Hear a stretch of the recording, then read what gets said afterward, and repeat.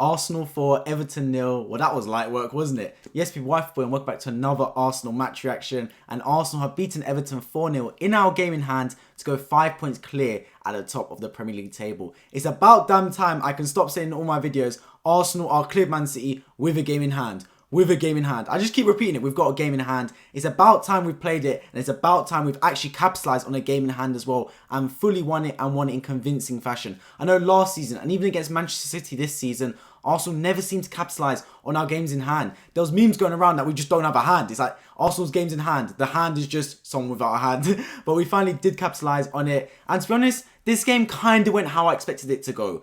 Everton were good in the first 35 minutes. They were there, as we know with Sean Dyche, to park the bus, man. Like every single time wasting.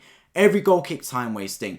Every time Onana decided to his head was bashed in every 2 minutes. He was on the floor grabbing his head. But when we finally got our goal, they folded. Typical Sean Dyche, man. Sets up his team for 0-0. He goes, right lads, we need to get a 0-0 here at the Emirates so we can stay alive. And then as soon as they concede, his team falls apart because they only know how to play one way, and that is defending. Arsenal score and then his team folds. They fold like a house of cards. We get 2 going into half-time. Then in the second half, they should just wave the white flag and not even bother coming out. Because then we got 3, 4, and they didn't really pose a threat. I mean, they looked dangerous, semi-dangerous, I want to say, on the counter-attack.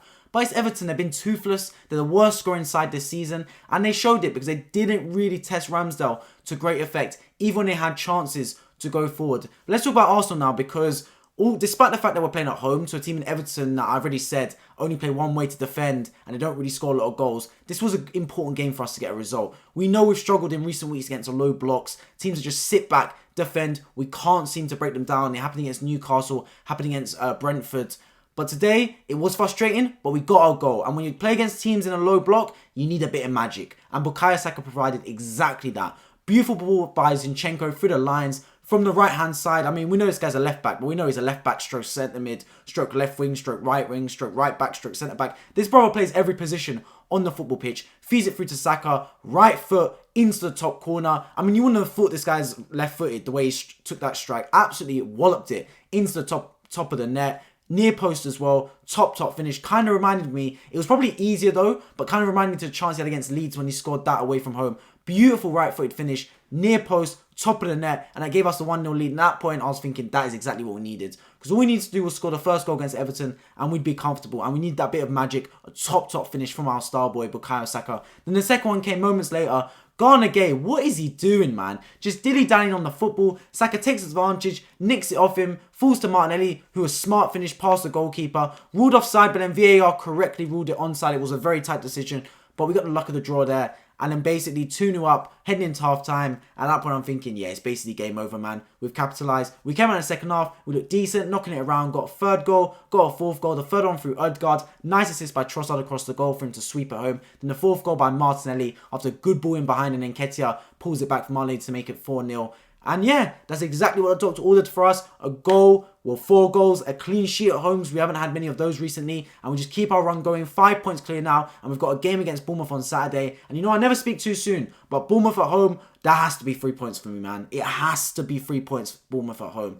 They're the worst team in this Premier League, I think. Like, I know they're not bottom. I know Southampton are bottom. But Bournemouth are the worst team in this Premier League. We should be getting 3 points there. I'm not being funny. City, on the other hand, they play Newcastle. Newcastle's a tough game. However, they've been kind of poor in recent form. We know they just lost the Carabao Cup final. But I'm hoping they can do us a favour and get something from City. I'm not asking them to beat City, but just get a point. That's all I'm asking. Something like that would be absolutely perfect. But either way, we just got our business sorted. It's exactly what we needed, man. It's a 2-game cushion now with 5 points.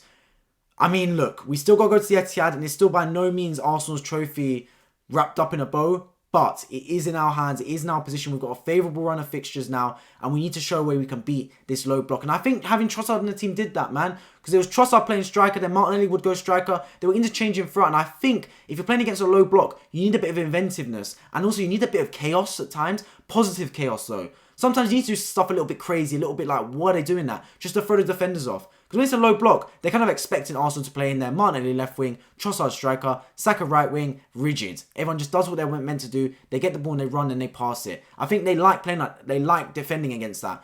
When you play a bit like chaos, where sometimes it's Trossard and Martinelli both playing left wing there and they're evacuating the centre, then sometimes None of them touches the ball, and it goes all out to Saka. Then Martinelli stops with Trossard. Then Trossard swaps with Martinelli. Saka swaps with them. Sometimes you need that, just a little bit chaos to throw the defence off. And I think we did that today, and we got our goals through that. And popping up in key areas and taking our chances. We need match winners in this team, and Saka was exactly that, got us going with the goal. We need that, man. Like, if we don't get that first goal, and it gets to 60 minutes, 70 minutes, it's still 0-0. Then it starts to get nervous. Then you're thinking, where's this first goal coming from? So that first goal was absolutely key for us, man. As I said, we've got Bournemouth. That'll be, let's be honest, the easiest game you can get in the Premier League. Bournemouth at home. Against Man City, they're not rolled over and died. Then we've got Fulham away. Tough game, but they're missing their best player, in my opinion, in João Paulinho, after he picked up his 10th booking of the season. So, if there's ever a time to play Fulham, it is in a couple of weeks' time. So, hopefully we can get a result there. Then we've got Palace. Then we've got Leeds. The way I look at it, we've had 4 home games and 1 away game in our next 5. We played the first one against Everton. We got to be looking to maximise. We have to be looking to maximise, man. City, on the other hand, of course, they're going to play tough games, man. They've already got Newcastle on the weekend.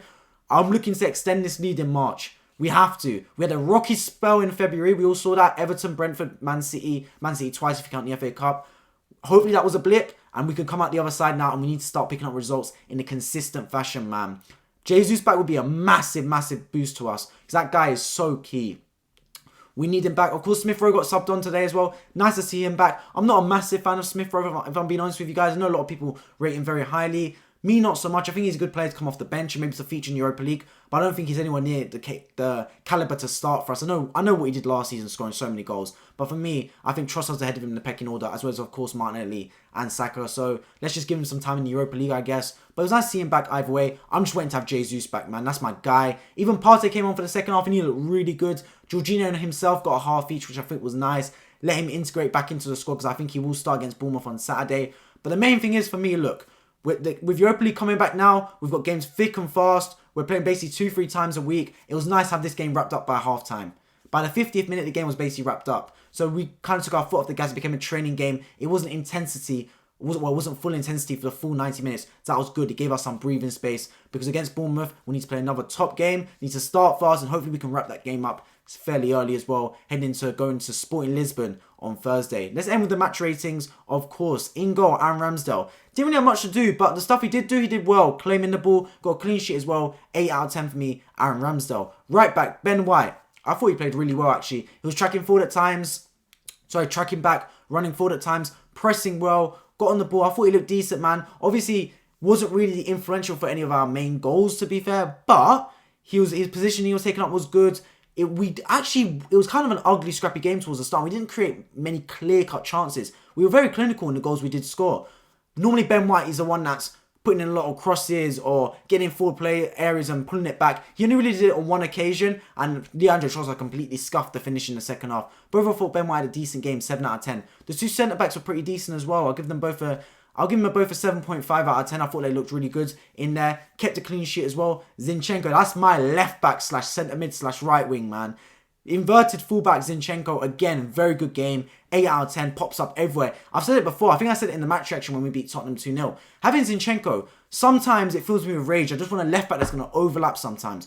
But other times, I look at him and it's like we're playing with 11 and a half men or 12 men. The man pops up everywhere. It's like he's got another body. It's like his identical twin is on the pitch sometimes.